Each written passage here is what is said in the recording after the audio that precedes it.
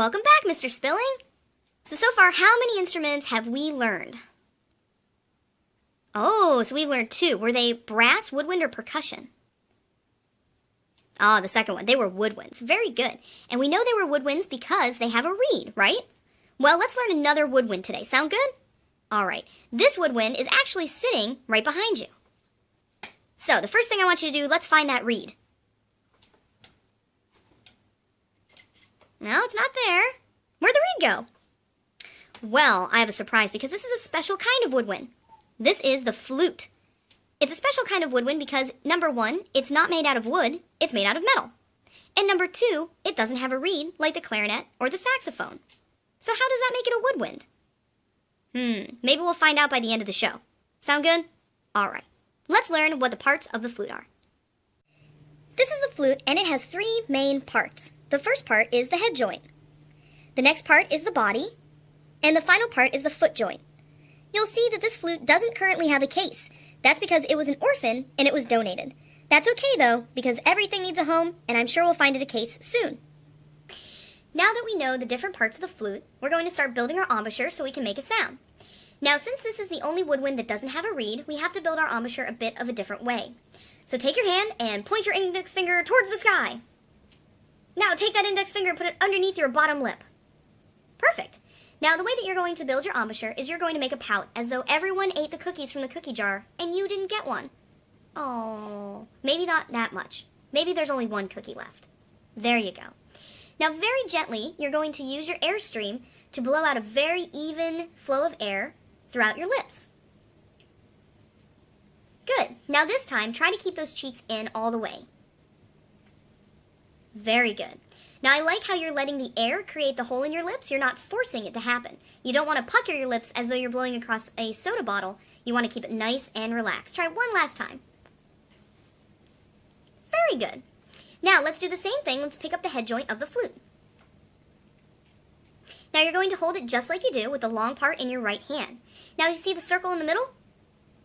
Yes, that's called the tone hole, and it's in the lip plate. So you're actually going to create your embouchure like you did without your finger, with your pout, and you're going to take the circle of the tone hole and put it directly on your lips. On your lips. Right on. There you go. Yes, as though you're kissing it. Now, once you have that, you're going to gently roll it down and gently blow across. Hey, you got it the very first time. That's really great. Try that again. That's an awesome job. Do you want to know a fun trick? If you put your pinky finger in the end, you can change the pitch when you put it in and out. I'm sure that that's a fun trick that you'll want to show your parents. Now, we're making a great sound on just the head joint. Let's assemble it with the rest of the flute. Look over and grab the body of the flute. No, not that one. The body is the large piece. Now, see where it has less keys? There's one side that has a lot of keys, and one side that has less keys. Exactly, that's where you're going to put in the head joint. Now, to get it all in line, you're actually going to look down the flute from the head joint. So put the flute out in front of you and make sure that the tone hole is lined up with the keys. There you go. After you have that organized, grab the foot joint. The foot joint goes on the opposite end of the body.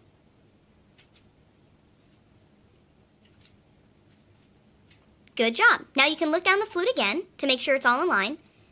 The pinky key, where your pinky rests, should be lined up with all of those keys so it's a nice natural position. Very good.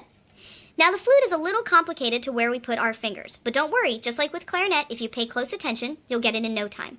The right hand is the easiest hand to start with. On the underside of the flute, we're going to put it on our thumb. Exactly. Now turn the flute over, keeping your thumb where it's at, and find the last 3 keys before the foot joint.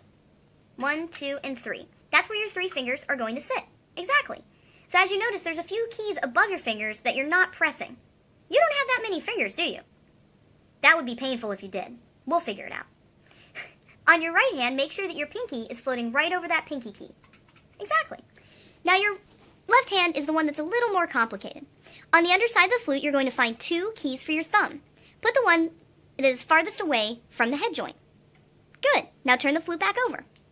You're going to place your finger on the second key, and you're going to skip a key, then put your middle finger and your ring finger goes right before the lever. Does that feel kind of weird? That's okay. This is the only instrument where you're going to be skipping those keys, and that's A-okay. So let's double check that you have all of your fingers right.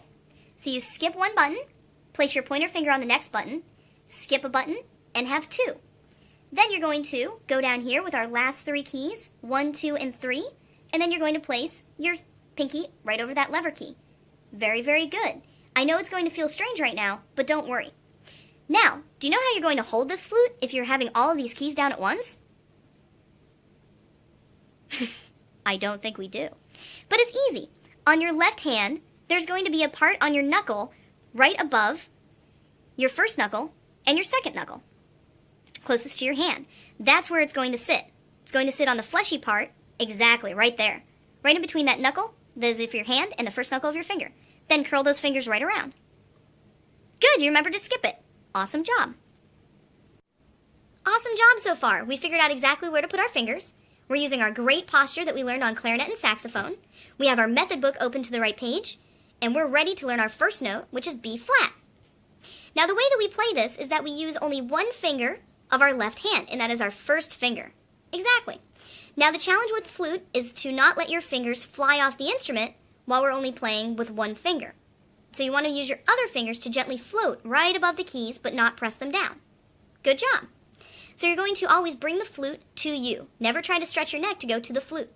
Very good. So we're going to use the same embouchure, the same posture, and we're going to try that very first note.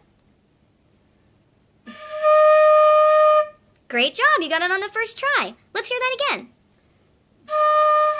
Mr. Spilling, what are you doing? How was your posture that time? Was it perfect? Let's see it again.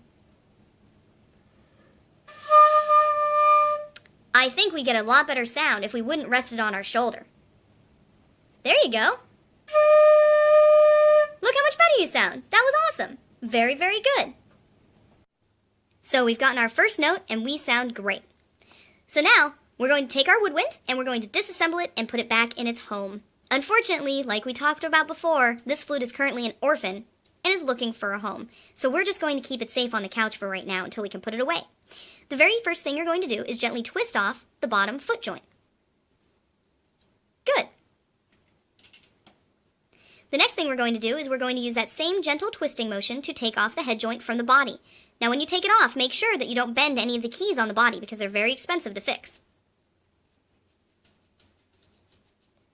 Awesome job.